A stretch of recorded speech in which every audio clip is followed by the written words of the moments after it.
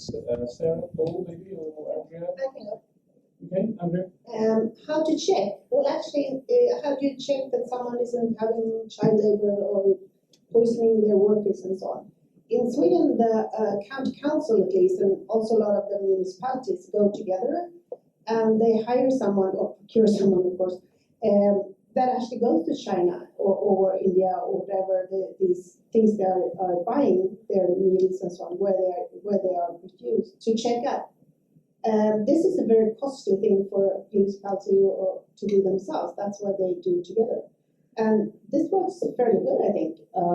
So they actually go there to the factories to check this out. Another thing, getting into this very, you should have a whole day, as you obviously had before, about labor. We have a big issue about labor conditions in Sweden because we have a minister who really likes collective agreements, and I've actually managed to stop him from putting that into the law, that we had to ask for collective agreements, since this is not possible, since there's so much difference in the different countries. In China, collective agreements, you actually have a death penalty. So how could you even ask that? Would be very difficult. So I actually managed to stop him, but he now has put a second proposal to our parliament saying that we have to ask if it's necessary, which is like litigation open bingo for our lawyers. If it's necessary, the contracting authorities have to ask for salaries, minimum salaries, minimum vacation, and so on. And this is, of course, extremely difficult, especially in Sweden, because we don't have minimum salaries in our law. We only have them in the collective agreements. So according to the Posted Workers Directive, you can only ask for minimum salaries either if you have an agreement out of court, whatever you call it, cancellation, or if you have collective agreements covering the whole country, which we have like 3 or 4 only, and most of them are secret anyway, so we don't know what the salaries are, because they don't have to post them or make them public. So there will be a lot of interesting litigation when those paragraphs actually are adopted, saying that the contracting authority have to do this, even though it's actually not in conformity with the Posted Workers Directive.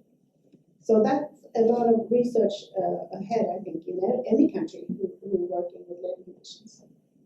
Sarah, what you want to pick up? Spike you. Well, the point I want to pick up is the question about how to ensure sustainability.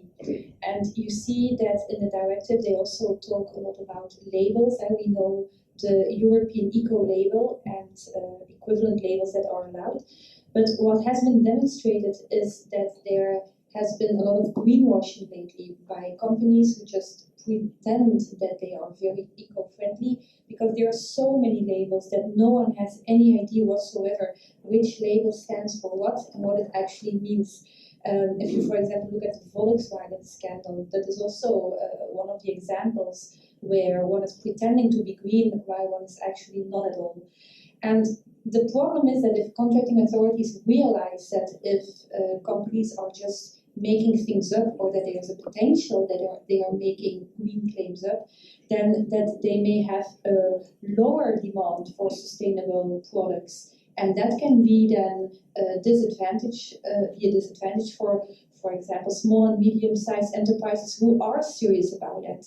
And in the end, then public procurement may indeed not be the best way to make sure that we have sustainable products, and you really do need normal environmental regulations to ensure that companies at least have a certain standard, a certain minimal amount of respect for green legislation. Yeah, sure. The question that was put to me about what can you do? I think, I mean, you mentioned the word council I was going to touch upon, but the certification of compliance, which came in 2012 in the States, it is a good idea because, and this touches on the point that you raised, which is, well, how do you make it measurable? I think it's best achieved this sort of policy. It's best approached as a compliance issue, specifically talking about slavery and child labour, and it does need to be kept, tick box. And this frustrates the NGOs, but it's a compromise between what the NGOs would want and what we as procurement lawyers regard as achievable. And I think for the time being, the way to approach it is a bit the same way that they will ask you, have a health and safety policy? Do you have a diversity statement? Do you have a Section 54 statement? And whereas that has its limitations, it's also a pragmatic approach. How can we go further? I think that NGOs have got an important role to play. I think they need to keep a database. They're doing this sort of thing already. They're keeping databases of, for example, which are publicly accessible. You can see which organisations are producing Section 54 statements, which are not. I think they need to go a little bit further and also keep databases of who have been found culpable of slavery and trafficking type offences. That, by the way, is already a ground of mandatory disqualification from the procurement process if you've got an offence in that area. And the private members bill goes before the House of Commons for its second reading tomorrow, which I don't think has got much chance of becoming law. But what that actually proposes, which is quite interesting, is that it would be a mandatory ground of disqualification for an organisation regulated by the MSA not to make a statement. You can have an argument about whether or not that's correct or proportionate or compliant, but I think it's an interesting and potentially pragmatic approach. Very, very quickly, on the question was raised about, Ed, you raised the question about are courts becoming more interested in or more willing to challenge scoring decisions. I think part of the driver is that I think that tender documents are becoming more mechanical, and you're seeing more structure in terms of what warrants a 6 out of 10 and a 7 out of 10. These scoring matrices I've seen a lot more in the last couple of years, and where you do that and you fetter your discretion, I think English courts will get involved in whether or not you have exercised your discretion in accordance with the strictures that you have laid down for yourself, and I think that's one driver. So we have about 1 minute left. Everyone Yes, just very, very fast. I think your problem about technical specification award, I don't know. I think it depends. There are some things that is not negotiable, child labor things, so that's exclusion clauses. Other things, especially in the environment, how much pollution, that can go into an award criteria. Then, of course, you have the problem of compliance. How do you check that? I think that's a general problem. So, small breaches, you have penalty clauses, and then you escalate to contract termination. Fast corruption, of course, we have some problems of corruption. Honestly, the question in this country, the Red Book, chapter 3, I think, or in the introduction says that the Navy Board was established because there was so much corruption going in this country, in this area, about how the Navy was built and refurbished.